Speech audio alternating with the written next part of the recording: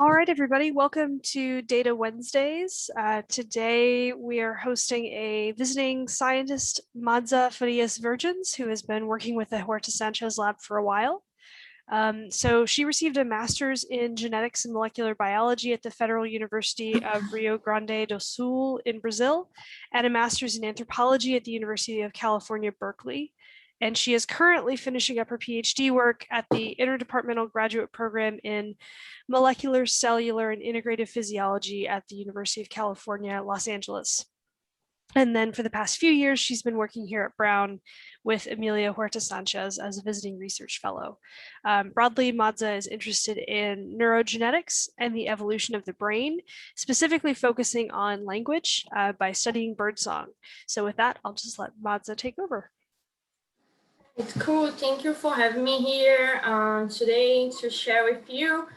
Yeah, some of the work I've been developing pertaining to my PhD dissertation, which is under the main guidance of Professor Amelia Huerta-Sanchez here at Brown, that you guys know well, and Professor Stephanie White at UCLA. So we are going to hear today about the neurogenetics and the evolutionary mechanisms in the Bengalese finch song. So why to start bird song? To start with, songbirds, they are a special kind of vocal learner. Most of the animals, including great apes, our closest cousins, right, can only do what is called vocal auditory or vocal usage learning. And that is a kind of learning where you associate vocal sounds to objects. Which can be predators, food source, arousal states, territory boundaries, and so on. So we have the famous work in the vervet monkey, which shows that they can associate specific innate calls, right, calls that they are born with, to different classes of predators, and therefore warning others to act accordingly. So go up to the trees if they see a snake, go down to the floor if they see an eagle.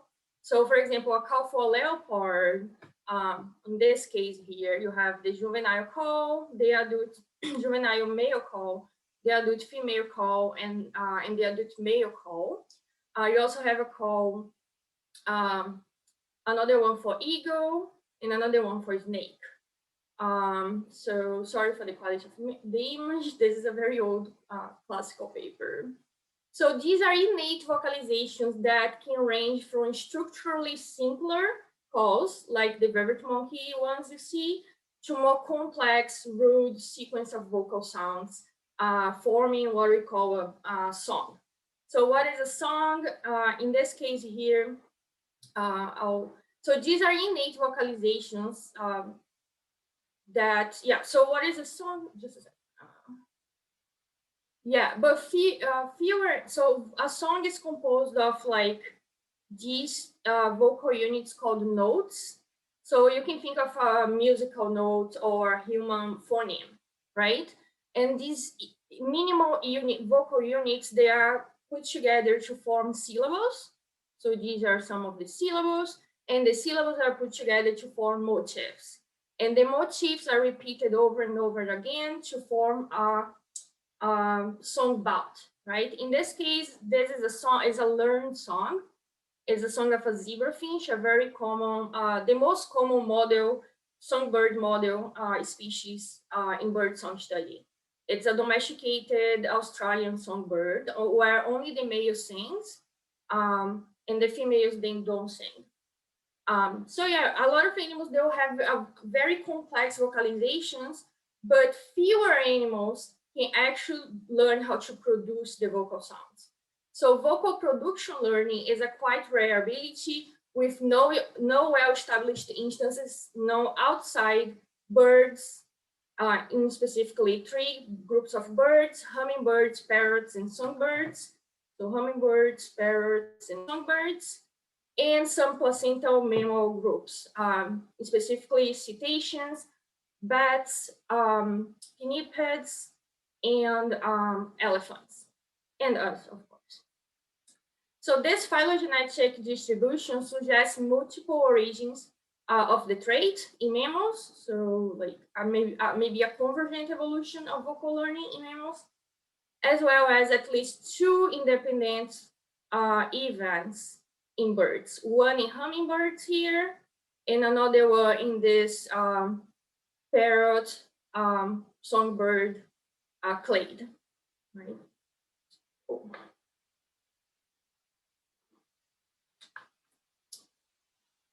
And what I mean by learning a song. So here's an example of a finch song, a species that also learned songs. You can see in the bottom, it's a sonogram of an example of a motif, one motif, for an adult tutor song with well-defined vocal units. So he has all these very defined vocal, discrete vocal units. And here in the top, you see, you have an example of a motif that represents the first attempts of a pupil to sing the same song that he was tutored with, right?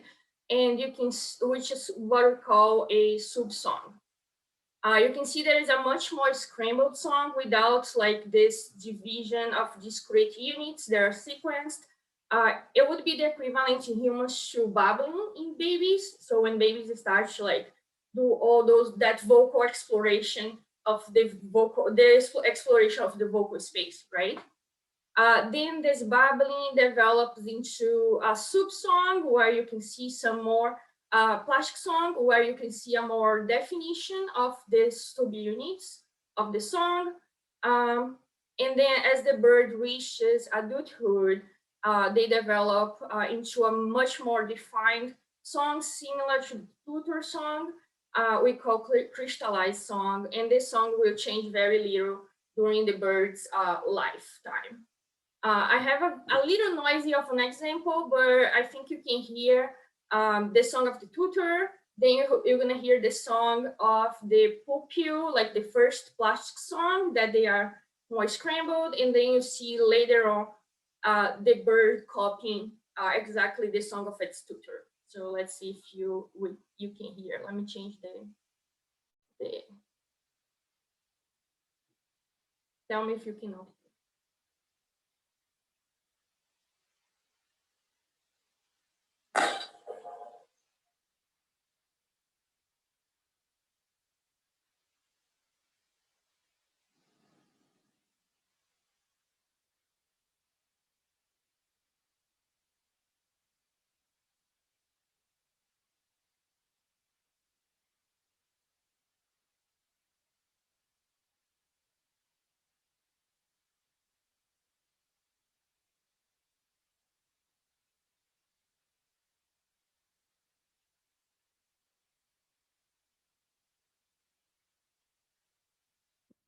Oh, could you hear that?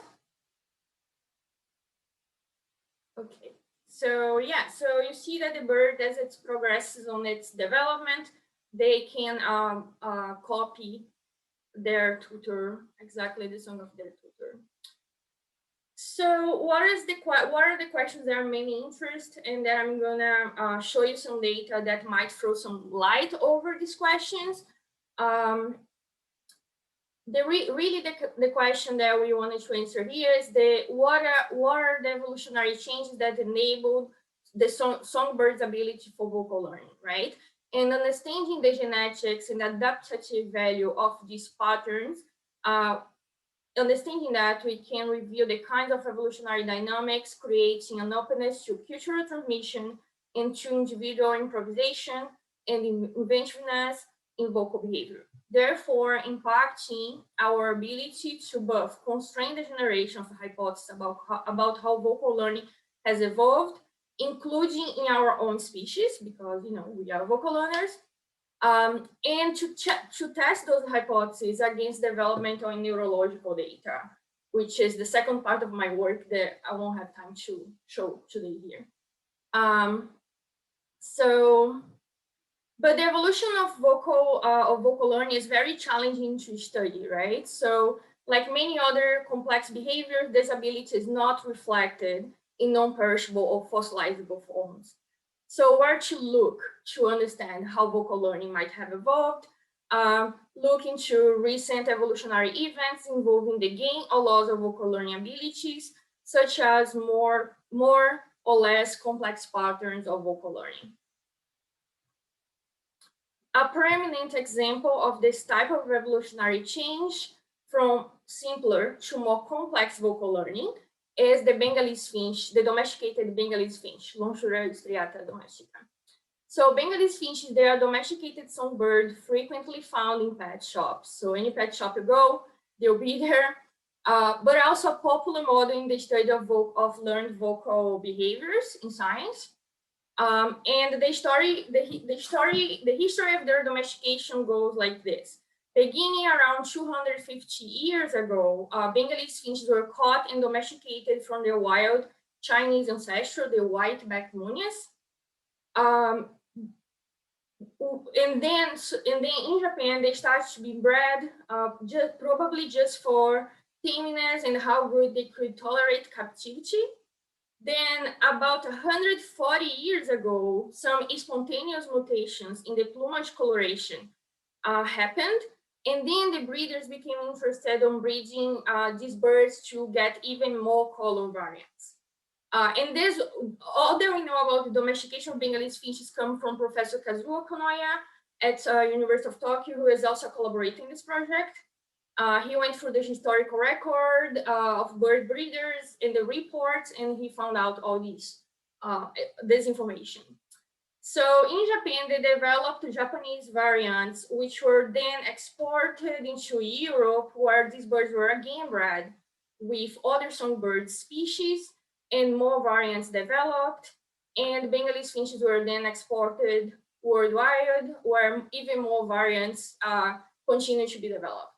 So that's all that we know about their domestication. According to extensive historical report, all the things that Professor Konoya went through, the Bengalese finch was never bred for its ability to sing, yet it evolved a much more complex vocal behavior than what we find in their wild ancestor, which is marked by increase in sequence variability. So for example, here we have a song of a white-backed munia, and these are the motifs, like I explained to you guys. And you see that there is the repetition of same motif again and again and again. The Bengalese finch, on the other hand, they have much more different kinds of motifs, and they are much more scrambled, if you will. So there is a difference in the sequencing complexity of their songs, even though apparently they were not bred for that by humans, right? So this is a short video of Professor Kazuo Konoya with some audio recordings of the two birds. I'll play now. And this is a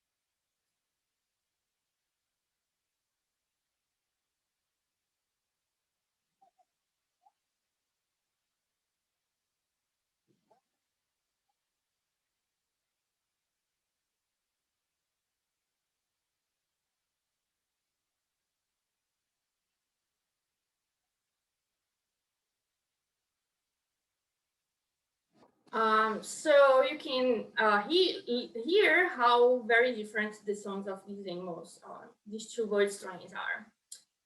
And this is a sonogram. okay. Bengalese finches can also learn songs of the white-backed munias with more acoustical and syntactical accuracy than white-backed munias can learn Bengalese finch songs.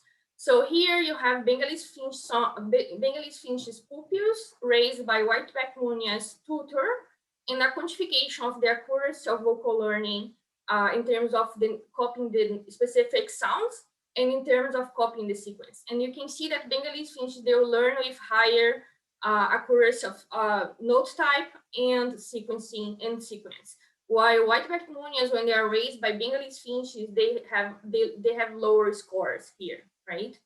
So Bengalese finches, they have this more flexible ability to learn different kinds of songs, which the wild apparently cannot do or do less well. Bengalese finches can also learn the song from multiple tutors. So this is the offspring raised with 3 different tutors.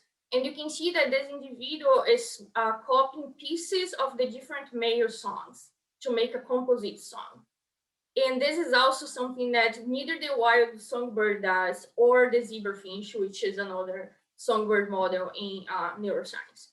And that's very similar to what we humans do. We don't latch onto mom or dad and copy one or another, right? We copy from all the adults around us. So it's much more similar to us in that way. With respect to brain difference, data from the Okanoya lab has shown that the volumes of 2 parts of the brain that are responsible for bird song, the RA and RX, they are bigger in Bengalese finches than white-backed munias. So this is a quantification of volumes of these nuclei in the brain.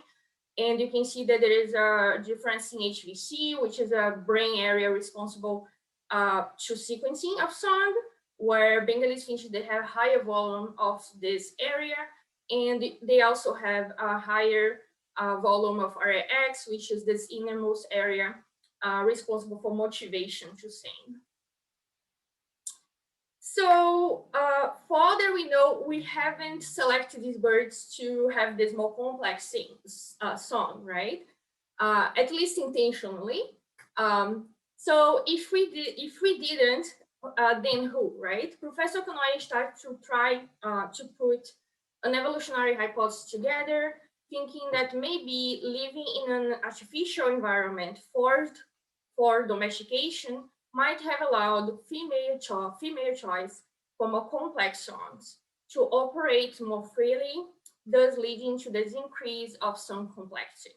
So in a kind of like runaway process, right? So this is illustrated here. You would have this this lack of selective pressures that counterbalance female choice in the wild. And in the domesticated scenario, females could more freely choose more complex songs, and this would like become a loop where more and more complex songs would evolve. Professor Okanoya is a good friend of my previous advisor at Berkeley, Terry Deacon, and he's also a collaborator in this project. He is. And he introduced, and he also was the person who introduced me to birdsong. So Professor Deacon added to Okanoya's story the idea that not only relaxation of environmental pressures commonly found in the wild could have allowed for female choice to tune in as the major force leading to increased complexity in the Bengalese finch, but relaxation itself might have led to this increase in vocal complexity, creating a sort of degradation of song learning. So what we humans see and value positively as an increase in song complexity could actually be a sort of degradation of a trait. So, and one last addition to the evolution of Bengalese finch task force, lucky for me, Emilia was, this also triggered Emilia interest, and she later, became my co-advisor in my PhD. And Emilia, of course, besides the interest in the selective aspects operating the system, she's also very interested on how other non-selective demographic aspects could come into play here. So things like the major population bottleneck that these guys went through, the continuing reduced populational sizes, inbreeding, and so on, right? Okay. So back to Professor Okanoya, he went to do some testings of these hypotheses, and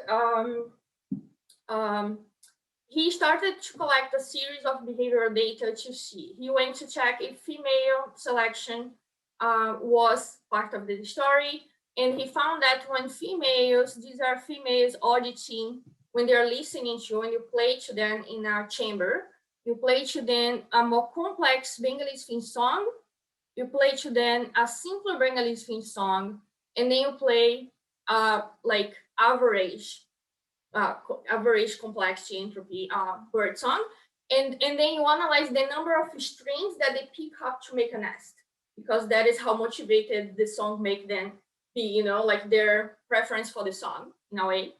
And he found that indeed in Bengalese finches, females have this more this preference to the most complex song. So that's a piece of data that would play in favor of the female selection for more complex songs in the domesticated scenario, right?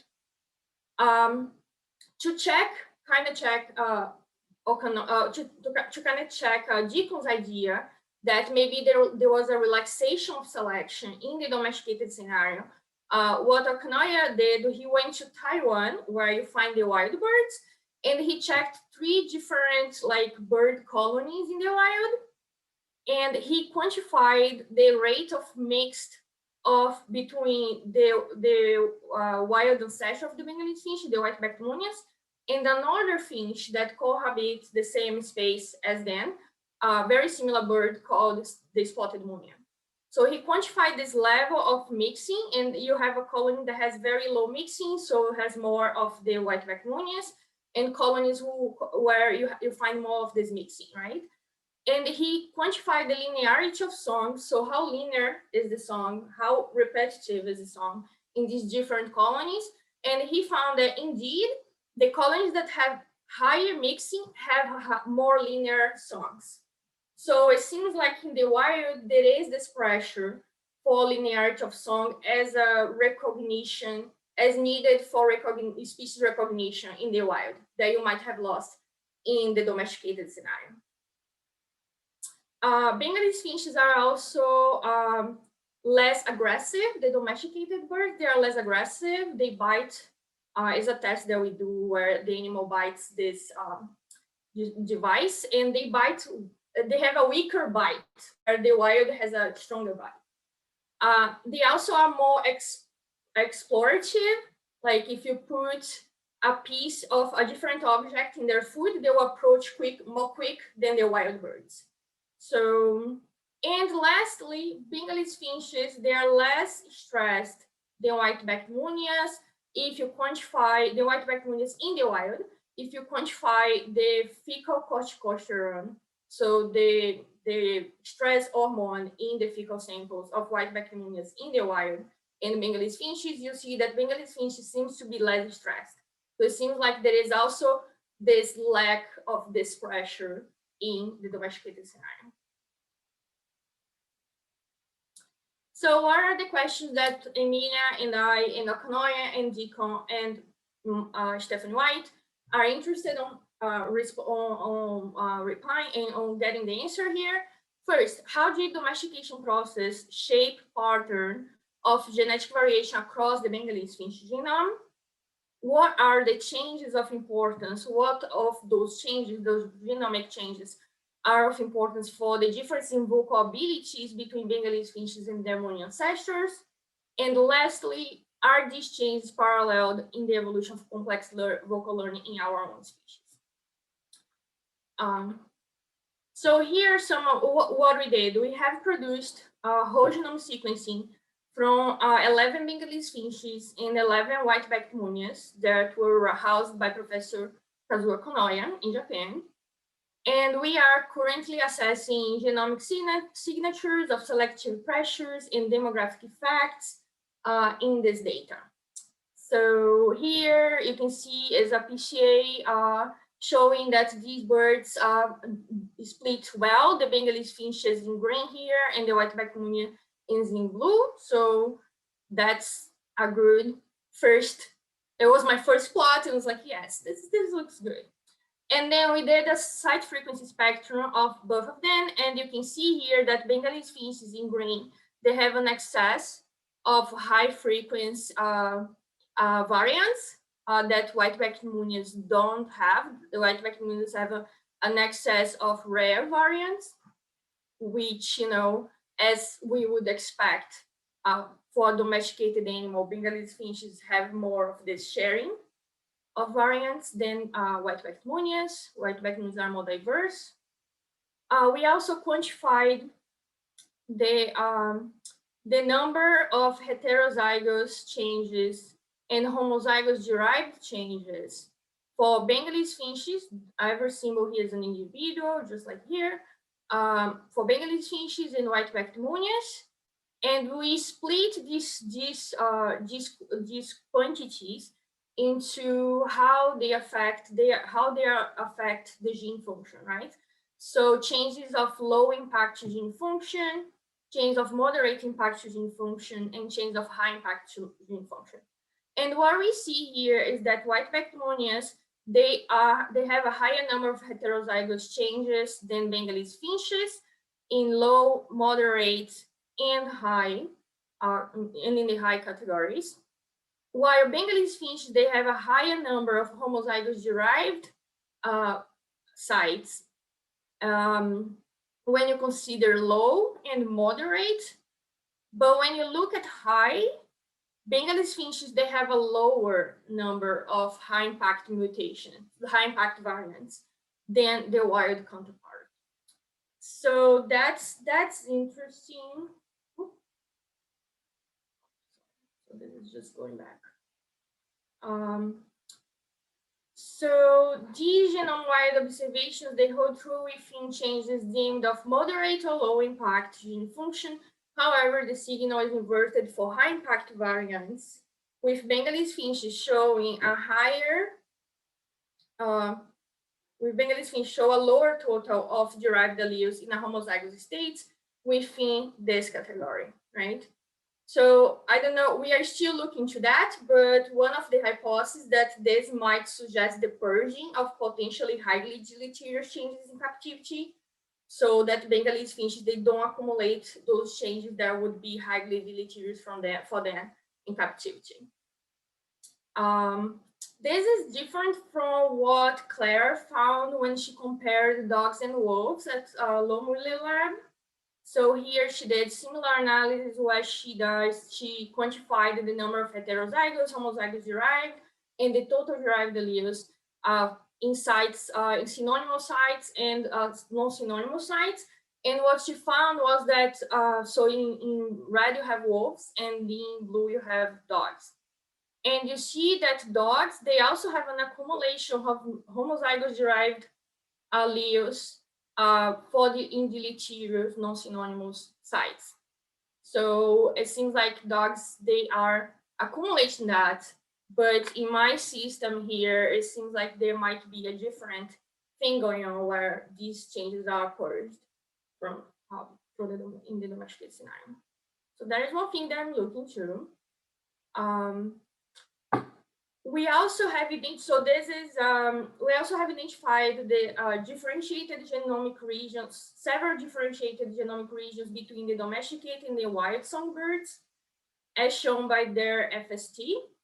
So in this scatter plot here, each data represents a gene's measured level of differentiation, calculated as the averaged FST across all positions within the gene annotated boundaries. The dashed horizontal lines indicate the genome-wide FST of 0.18 and 2 standard deviations from the mean, which is 0.4 here. These moving lines indicate, so this is moving lines here, they indicate a gene's measured level of differentiation across all positions within the black one for the intronic areas, and the gray one if you consider only exonic regions of a gene, right? So you can see that intronic, the FST, if you only consider intronic areas, as you would expect, is higher than when you consider the exonic, more conserved areas.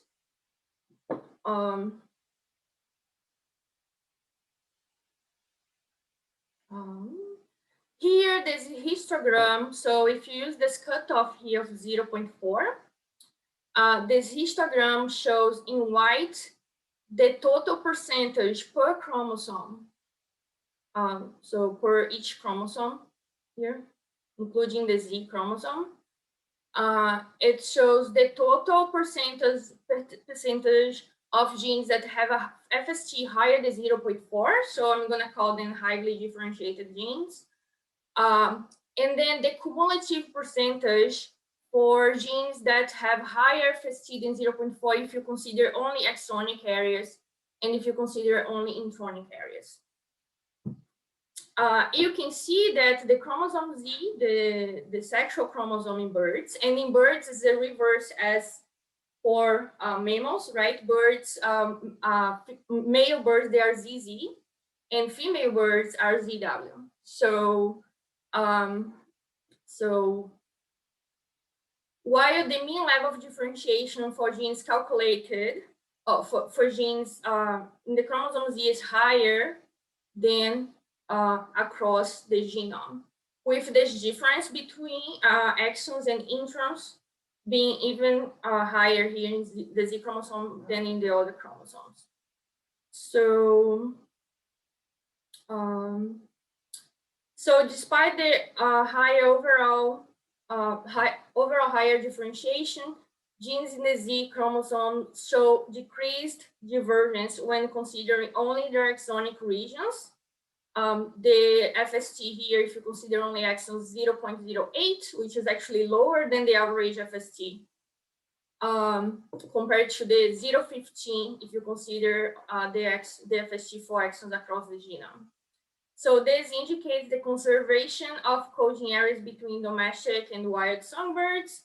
And intronic regions for genes within the chromosome Z show similar divergence as for genes across the autosome, so FST 0.15, but a bigger proportion of genes within the Z chromosome show higher differentiation of intronic regions here, FST bigger than 0.4, than they found in the other chromosomes, which indicates that that higher differentiation in the Z is due mostly to differences in intronic regions. That's what I concluded. So the higher differentiation of the Z with more intense conservation of coding relative to non-coding regions than the found in the other autosomes can be attributed to the Z smaller effective population size due to its mode of transmission, and possibly the combined effects of intensified female or artificial selection during domestication. At the same time as either humans or female Bengalese finches were choosing male-specific traits disproportionately affected by genes in the Z chromosome, thus leading to their higher differentiation. Females are hemizygous for the Z-linked traits, allowing for deleterious mutations in the Z chromosome, otherwise recessive in males, to be more easily targeted by purifying selection in females. So that's one piece of what we are looking to. So this is from Kagan and Blass. They also found that the mean levels of divergence are higher in the X chromosome, comparing dogs to wolves, which they also attribute to the small effective population size of the X chromosome, also due to its mode of transmission. But they also raise the possibility that the signal is partially the result of artificial selection during dog domestication, having occurred disproportionately in the X chromosome. Different from what we have found here in my system, they found that when the X chromosome is considered independently, no regions of the X chromosome fall over 5 standard deviations from the mean. But when I calculate the average for X chromosome in my system, it's similar to the average of ST, is 0.2 relative to 0.15 in the autosome. So, okay. Here we are looking at genetic variability across the genome. So this is Tajimas'D, calculations of Tajimas'D. In this scatter plot, each point again represents a gene's measured level of observed variability relative to expected, calculated as Tajimas'D across all positions within a gene. These moving lines, just like in the FST plot,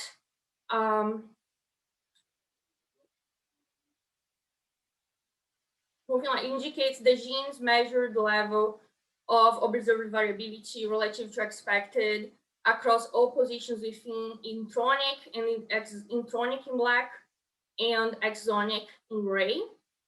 And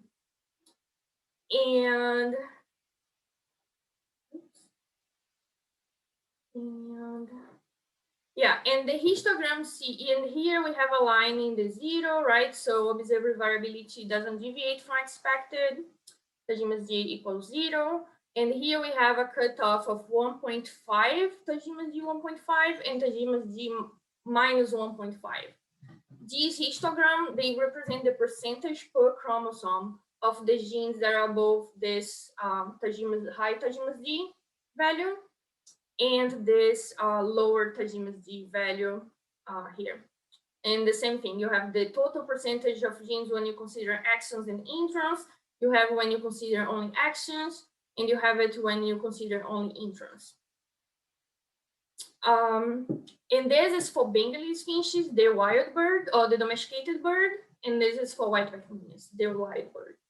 So one thing we noticed here is that Bengalese finches, while white-backed munias, they have modest uniform constant distribution across the 0, right? Like the variability, the observed variability doesn't deviate much from the expected variability. Bengalese finches, they show this much more variable distribution here, with some genes with higher observed than expected or lower than expected. And very striking here is what's happening here in chromosome 3. There is a deep groove here of genes with negative values of Tajimas'D, which we don't find for any other chromosome. And that's something that I'm going to go into more. You can also notice that there is much more intronic changes here in this chromosome 2 than when you consider exonic areas. And I run overrepresentation analysis just to have some functional idea when you consider genes that have FST higher than 0.4.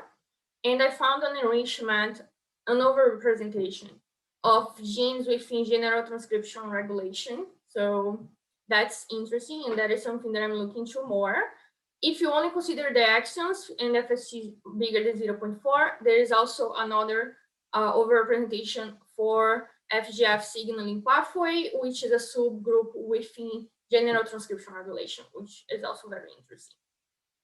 If you consider only the Z chromosome and genes that have highly differentiated in the coding areas, you find also an enrichment for FGF signaling pathway and another transcriptional pathway as well. And this is true if you consider enrichment across all chromosomes, as well as enrichment within the Z chromosome.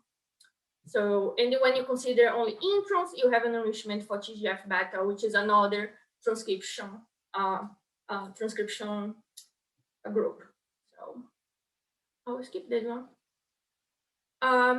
The heat map here shows the degree of genetic differentiation between Bengalese finch and white-backed munia. For genes that we know in birdsong are important for birdsong learning. So you have the dopamine receptors 1 through 5, as well as some enzymes in the dopamine pathway.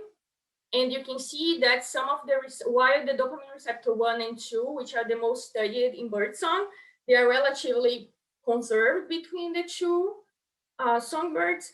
All the dopamine receptors, they are less contemplated in the studies of birdsong, like DRD3, DRD4, and DRD5.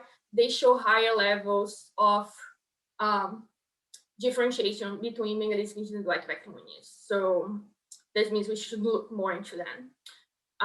So that's very interesting. And then what I did, I went to look specifically into DRD3, the gene here, has a high Tajimas'D in Bengalese finches and doesn't deviate much from expected in the wild bird.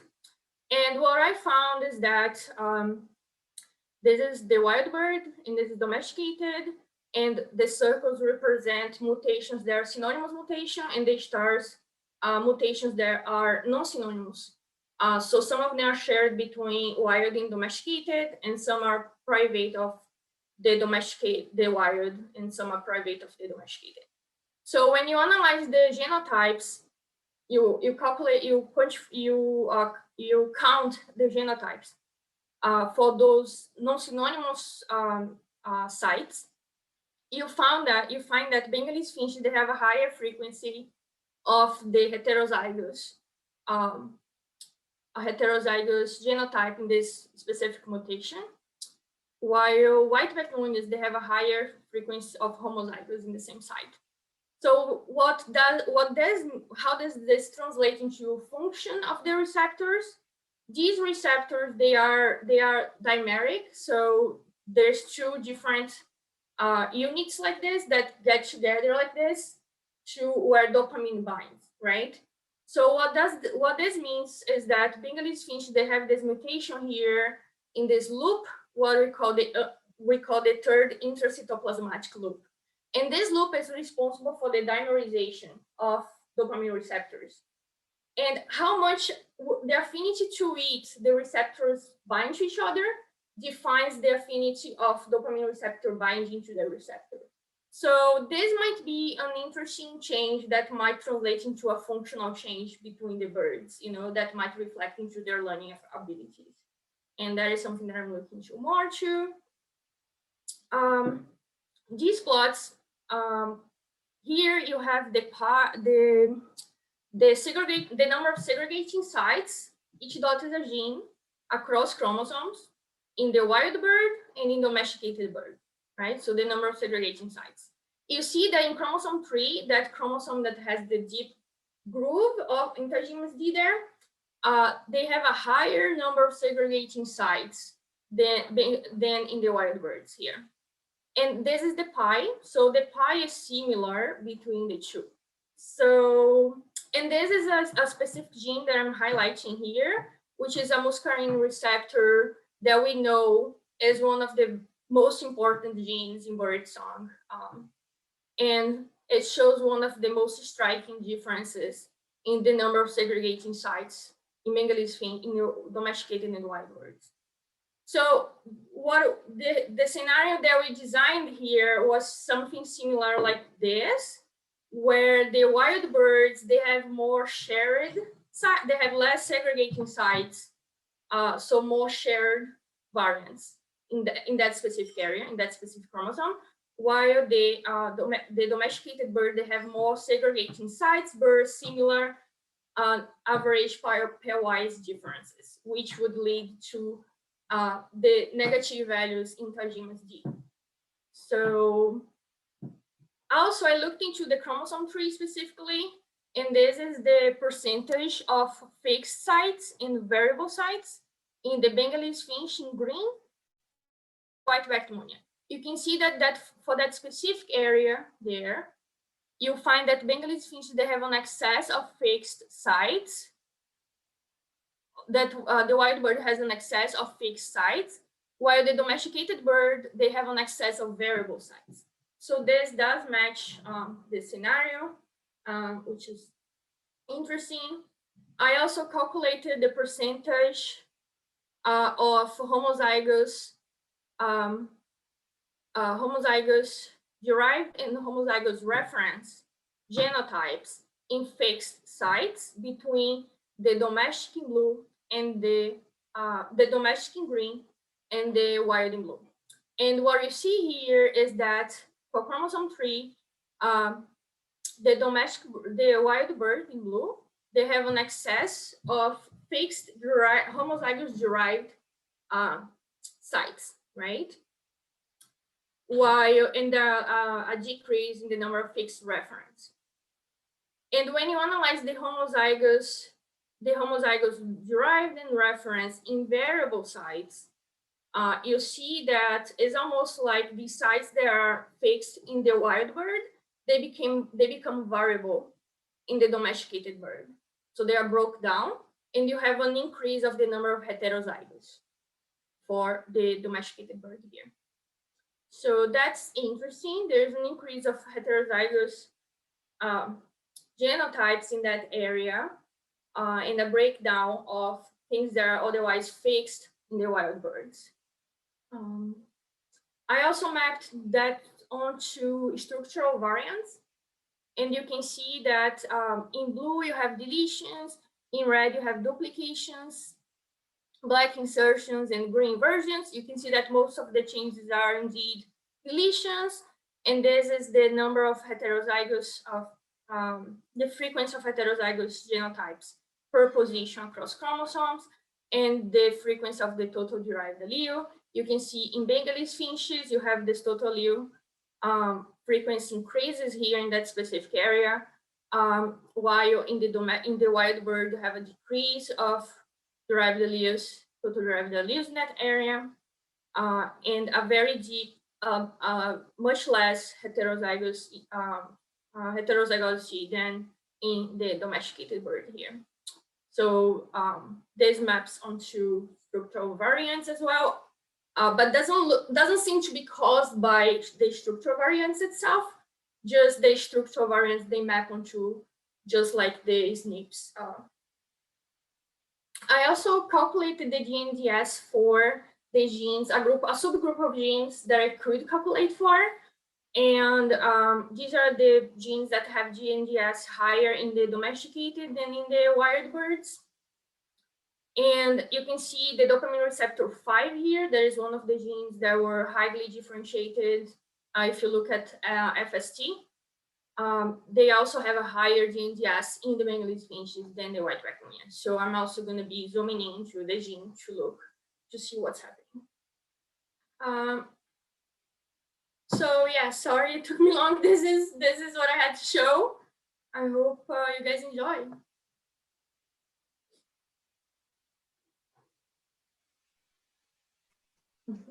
Thank you, Madza. I think we have time for a couple of questions. I'll go ahead and start with a question I had actually.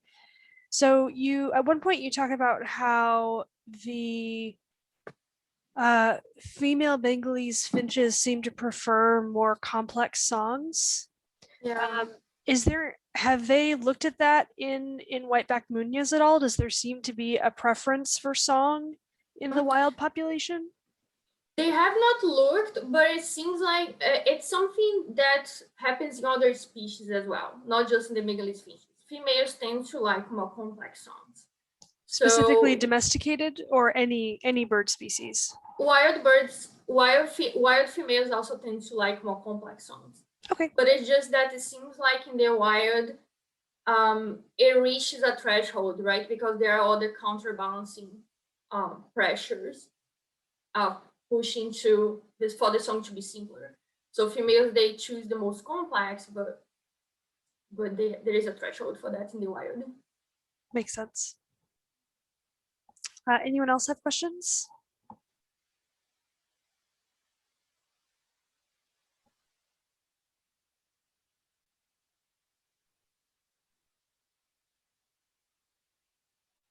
All right. Well, Madza, thank you again for sharing your research with us, and everyone else, have a good afternoon. Thank you. I'll see you guys. Bye. Bye.